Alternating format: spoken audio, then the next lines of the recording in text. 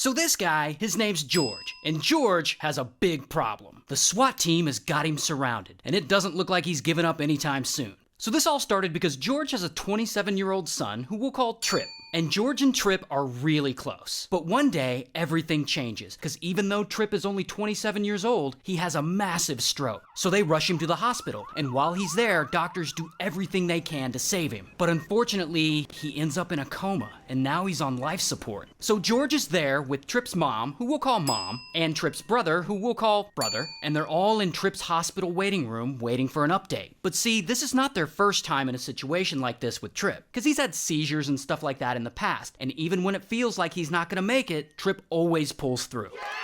Regardless, this time the doctors come in and they got some bad news. They tell Trip's family they've done everything they can, but unfortunately, Trip is brain dead. And they basically tell the family it's probably time to take him off life support. And the family is just torn up by this news. And Mom, with tears in her eyes, she agrees. But George is like, wait a minute, no way. Why are we being rushed into this? But Brother and Mom disagree. There is nothing that can be done. And they give the hospital permission to start taking him off life support. And George, here's the thing about George. George has been drinking, like, a lot. So he's a little more emotional than usual. And doctors assure him that Trip has no brain activity. And George is like, no, we've gone through similar things like this before. He's had seizures and stuff in the past, but he's always pulled through. Just freaking listen to me. And this escalates, and soon George is yelling at the doctors, he's yelling at the nurses. He says that if they'll just give him a few more hours, he'll be able to process all this and decide if it's really time to pull the plug or not. But no matter what he does, no one is listening to him. The hospital is moving forward and there's nothing George can do.